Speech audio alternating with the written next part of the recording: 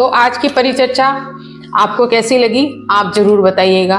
और मेरा बहुत मन करता है कि आप लोग अपने व्यूज मुझे दें, चाहे कमेंट्स के जरिए दें, और लाइक जरूर करें, सब्सक्राइब जरूर करें। आपको मेरा मन करता रहता है कि मैं हर समय ही ब्लॉग बनना बहुत लंबा हो जाता है कि कहीं आप लोग ब्लॉग बोर ना हो जाएं। जितनी मेरे पास में अगर कुछ जानकारी मेरे पास में होती है तो मैं आपसे शेयर करने की कोशिश करती हूँ। प्लीज आप लोग उससे ज्यादा जो भी आपके पास जानकारी हो वो मुझसे जरूर शेयर करें, मुझे बताएं, क्योंकि ये YouTube एक ऐसा जरिया है कि हम सिर्फ यूट्यूबर आपस में नहीं, बल्कि जब आप तक मेरा ब्लॉग पहुंचता है तो आपको कैसा लगता है ये मुझे पता होना बहुत ज़रूरी है, ताकि मैं उसी हिसाब से अपने माइंड को मेकअप कर सकूं। मुझे कौन बताएगा, आप लोग बताएंगे जब सुनेंगे, क्योंकि मैं इस समय अकेले में बैठकर आपसे बात कर रही हूँ। कन्नू गई हुई है डोलू को स्कूल लाने के लिए। तो आपको कैसा लगा आप ज़रूर बताइएगा। और अभी मैं कौवे की जो मैं मॉर्निंग का दिखा दूंगी वो शुरू में आपको देखने के लिए मिल जाएगा ब्लॉग में। और जब डोलू छोटी सी थी तो उसका भी एक मेरे नमस्कार, गुड मॉर्निंग। और ये देखिए मैं ले आई हूँ गैया के लिए पूरी। गाय नीचे आ गई है और मैंने ऊपर से ही पूरी को उसको डाल दिया। जब तक नीचे जाऊंगी तो तब तक वो चली जाती, तो मैंने ऊपर से ही उसको दे दिया। और अब मेरी जो बाकी बचा हुआ है ना कौवे के लिए, और मेरी छोटी सी एक नन्ही सी चिड़िया के लिए।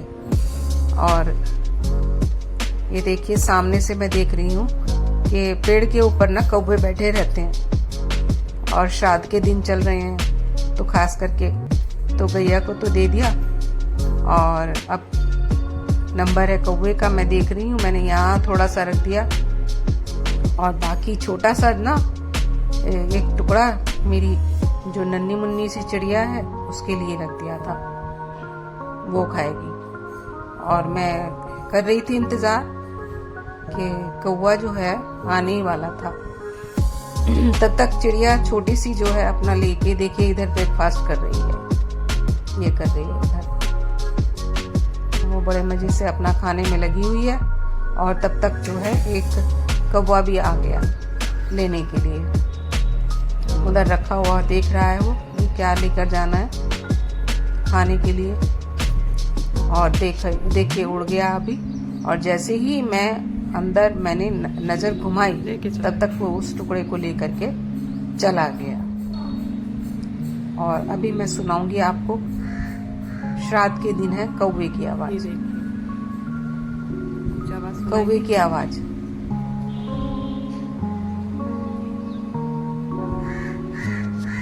धीरे धीरे आ रही है ना काँव काँव की। और ये होता ही है कि श्राद्ध के दिन जैसे ही आते हैं तो पेड़ों से कौवों की आवाजें जो हैं अपने आप ही आने लगती हैं। देखिए सुनते रहिए कि कौवों की आवाज आ रही है। और एक और सीन दिखाऊं मैं आपको, ये देखिए ये रोटी का टुकड़ा देते हुए डोलू छोटी सी मेरी गोद में है और कौवा बैठा।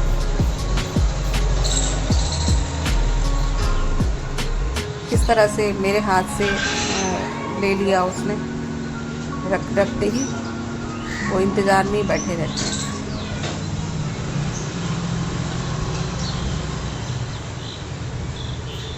तो बहुत अच्छा लगता है जब इस तरीके से खा लिया उसने। ले लिया? हाँ। मैंने यहाँ पे रख दिया था। उसने ऐसे नहीं लिया? ऐसे लिया।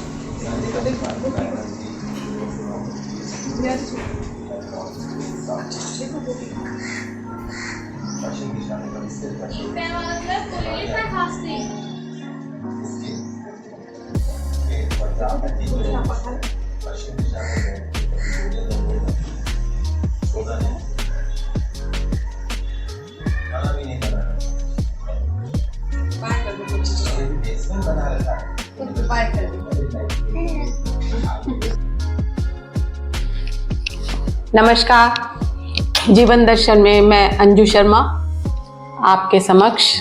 और आज की जो विशेष चर्चा मेरी है वो है श्राद्ध यानी पितृपक्ष। पितृपक्ष सितंबर का मास चल रहा है और पितृपक्ष के दिन चल रहे हैं। ये पितृपक्ष चल रहा है, यानी भादों की पूर्णिमा से लेकर के ये क्वार का जो महीना आता है, क्वार के महीने की अमावस्या तक के ये जो 16 डेज 16 दिन का जो टाइम होता है, ये पितृपक्ष कहलाता है।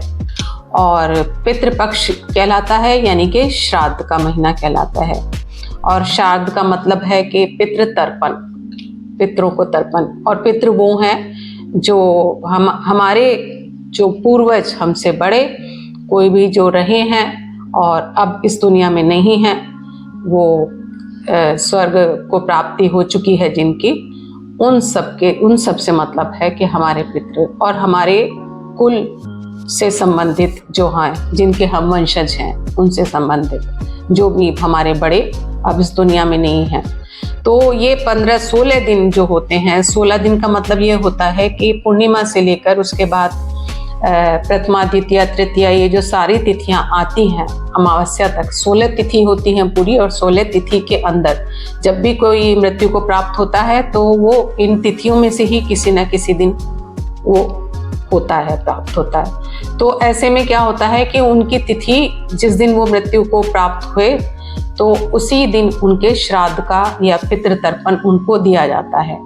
यानी उनको ये कहिए कि हमारे जो पितृ हैं उनकी यादगार इन दिनों में की जाती है और उनको एक श्रद्धा दी जाती है, सम्मान दिया जाता है इस रूप में। और जहाँ तक कि उनको ये अपना दान पुण्य और खाना वगैरह जो होता है कि अब हमारे यहाँ जो मीठे से संबंधित जो एक पूरा ही सनातनी हिंदू के अंदर ये जो जैसे खीर या हलवे की प्रचलन है, क्योंकि पहले टाइम में गाय का दूध और साथ में अन्न, अपने घर का चावल, यानी ये जो खेती से पैदा होता था, उसी को मिला करके जो खीर बनाई जाती थी, वही सबसे बड़ा हमारा मिष्ठान माना जाता है।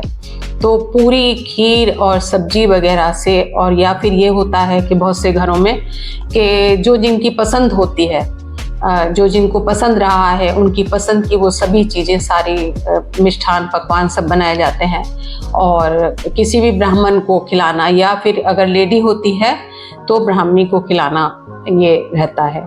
और अगर ब्राह्मण ब्राह्मणी नहीं तो अपनी ये श्रद्धा के अनुसार जिनको जो आप सुयोग्य समझते हैं, उनका अपने हिसाब से उनकी जगह मानते हैं कि हाँ, उनके द्वारा अगर आप भोजन कराएंगे, कुछ कराएंगे, तो उन तक, आपके पितरों तक वो चला जाएगा, तो वो उसको तर्पण कर लेंगे, तो उनको भी खिलाया जाता है।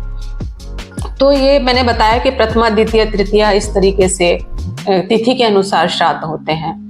तो अक्सर ये भी होता है कि कुछ तिथियां ऐसी मान ली गई हैं कि जिनमें जैसे याद नहीं रहता किसी को कि वो कौन सी तिथि थी, कि जब कोई किसी का कोई चला गया, तो माना मैं देख रही थी कि आज पंचमी तिथि है, तो पंचमी तिथि को जिनकी विवाह नहीं होता है, जिनका विवाह नहीं होता है, विवाह योग्य थे और अविवाहित जो भी होते हैं, उनका श्राद्ध पंचमी तिथि एक ऐसी मान ली गई है, उनका अगर याद नहीं है वो कब गए, तो पंचमी तिथि को उनका कर दिया जाता है। इसके अलावा जो मातृ श्राद्ध होते हैं, जो माता के जो भी होते हैं, आपके जो पूर्वजों में जो भी माताएं रही हों, लेडीज रही हों, कोई भी रही हों, और उनके बारे में तिथि का नहीं मालूम है, तो उनका श्राद्ध नवमी को किया जाता है, नवमी को। और जिनका कुछ भी सब कुल मिलाकर जिनका किसी का कुछ भी याद नहीं रहता है, तो उनका श्राद्ध अगर करना होता है तो वो एक अमावस्या जो लास्ट जो होती है, पितृ विसर्जन अमावस्या उसको बोलते हैं, वो श्राद्ध उनमें कर दिया जाता है, तो अमावस्या को कर दिया जाता है। तो एक तो रही ये बात के 16 दिन तक इस तिथियों के अनुसार किस तरह से श्राद्ध किया जाता है। दूसरी बात यह है कि हम श्राद्ध में ज्यादातर क्या होता है कि कौवों को देखते हैं, और कौवों को ही पितृ तर्पण और श्राद्ध का जो खाना खिलाया जाता है। और गाय को तो हमारे यहाँ हमेशा ही हर त्योहार में हर जगह पे ही पहले पूजा जाता है, और कुत्ते की रोटी लास्ट में, बाद में कुत्ते की भी रोटी होती है, और वो इन दिनों में भी रहती है। तो ये जो कौवे का विधान हमारे गरुड़ पुराण में दिया गया है। कौवे की कहानी तो आपने काकभुशुंडी की तो पुराने काल में ही मैं नाम सुनती आ रही हूँ, पौराणिक काल से ही ये पौराणिक काल से नाम सुनने का मतलब मेरा मतलब है कि मैं पौराणिक काल से नहीं हूँ, मतलब इस अपने टाइम से सुनते आ रही हूँ। तो एक तो ये गरुड़ पुराण में जो काकभुशुंडी का वर्णन किया गया है। अच्छा, कौवे की और भी बहुत सारी कथाएं हैं, प्रचलन में है कि कहते हैं कि इंद्र के जो पुत्र थे, जैनेंद्र जो थे, उन्होंने क्या किया था कि सीता जी के पैर में आके नोच लिया था, ठूंग मारी थी सीता जी की उंगली में, और रामचंद्र जी ने फिर उनके ऊपर एक धनुष छोड़ा था, जिससे वो उड़ते उड़ते उड़ते उड़ते वो काफी दूर चले गए, उससे बचते बचते बचते बचते, लेकिन आखिरकार उनके जो तीर से, रामचंद्र जी के तीर से कौवे की एक आंख में लगा और एक आंख से कौवा काना हो गया था। तो उसके बाद उन्होंने बहुत क्षमा मांगी थी कि क्या उन्होंने मजाक की थी जो भी किया था सीता जी के साथ में, और इस तरह से जब उन्होंने क्षमा याचना काफी की तो फिर उनको एक वरदान दिया गया कि चलिए ठीक है, आगे से आप जब भी आपकी आयु बहुत लंबी होगी, एक तो ये था, और दूसरा कि आपको जब भी पितरों के रूप में तर्पण किया जाएगा अपने, तो आपको पूजा जाएगा। तो तब उनको, जब उन्होंने क्षमा याचना की थी तो उनको ये वरदान भी मिला था। तो तब से कहते हैं कि कौवे की एक आंख नहीं होती, वैसे कहा तो ये जाता है कि रामचंद्र जी ने अपने तीर से उनको घायल कर दिया था, ये भी था। तो तब से कौवों को पूजा जाता है।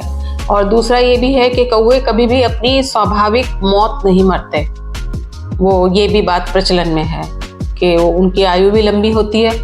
दूसरा, वो आने वाले समय को पहचान लेते हैं काफ़ी।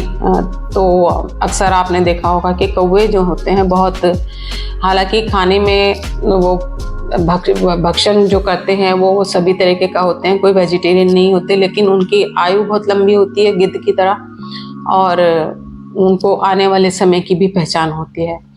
तो इसलिए भी कौवों को मान्यता दी जाती है। तो कौवों, श्राद्ध में कौवों को खाना जरूर दिया जाता है। और मैं आज की वीडियो में भी आपको दिखाऊंगी कि हमारे घर में जब हमने नया घर बनाया तो सबसे पहले ही एक कौवा आके बैठता था, 2 कौवे आके बैठते थे, और तब से अपनी जगह पे अगर हम कुछ भी रखते हैं तो वो हमेशा ही, और हमें लगता है कि पशु पक्षी तो चलिए ठीक है, और उनका आशीर्वाद हमारे ऊपर बना रहता है। एक बाहर जगह बनाई हुई है, वहाँ हमेशा वो आते हैं, और बाहर के बाहर ही, हम छत पे तो नहीं दाना हम नहीं डालते, बाहर से बाहर ही वहाँ एक जगह बनाई हुई है। तो कौवों की ये श्राद्ध तब में, पितृतर्पण में बहुत महत्ता रहती है। दूसरा, बिहार की गया जी एक जगह है जहाँ पिंडदान की जो प्रथा है, आपने भी सुना होगा कि जब हर साल, अगर अब क्या है तो सब अपनी अपनी लाइफ में मस्त हो गए हैं और किसी के पास समय नहीं है, ना इतना सोचने का टाइम है कि श्राद्ध चल रहे हैं या कौन सा मौसम चल रहा है। सब लाइफ इतनी ना लेटेस्ट टेक्निकल हो गई है, तो उसमें जब नहीं टाइम है तो लोग सोचते हैं कि एक ही बार में ही अगर हमारी जिम्मेदारी पूरी हो जाए कि हमारा धर्म भी अधर्म ना हो हमारा, और हिंदू मान्यताओं के अनुसार भी चले, और तो उसमें भी गया जी एक जगह है। बाकी भी इंडिया के अंदर और भी बहुत सारी जगह हैं जहाँ पितृ एक बार ही पिंडदान कर दिया जाता है। उसमें क्या होता है कि उसमें एक विधि विधान के साथ में पंडित लोग कुछ पूजा कराते हैं। उसमें हमेशा के लिए आपके कहते हैं कि 108 कुल जो होते हैं, अपने जो कुल बोले जाते थे, और साथ में 7 जन्म तक का जो आपका पितरों का तर्पण है वो वहाँ गया जी में आपके एक बार की पूजा करने में वहाँ पे पूरा करा दिया जाता है।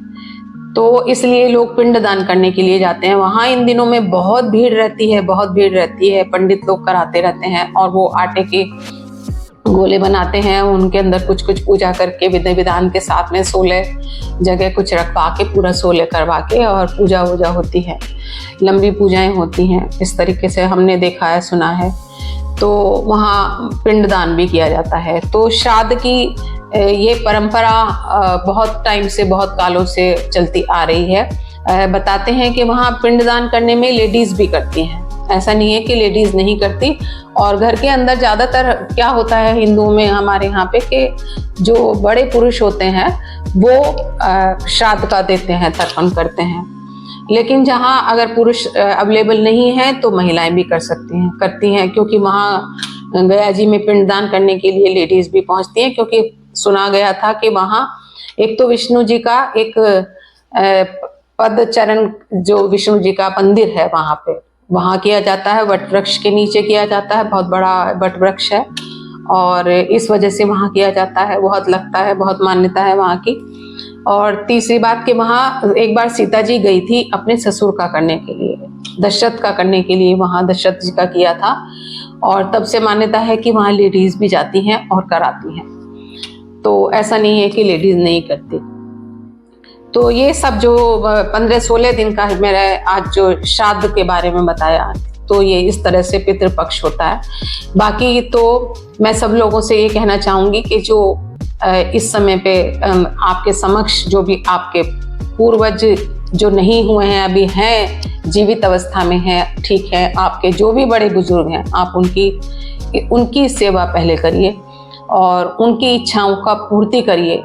और ये तो ये है कि अपने मन की भावनाएं हैं जो हम बाद में सम्मान देने के लिए श्राद्ध पक्ष और ये पितृपक्ष जो है उसको निभाते हैं। बाकी तो ये है कि लाइफ में सबसे पहले हमें जीवित रहते हुए जो कर्म करने हैं वो सबसे आगे है।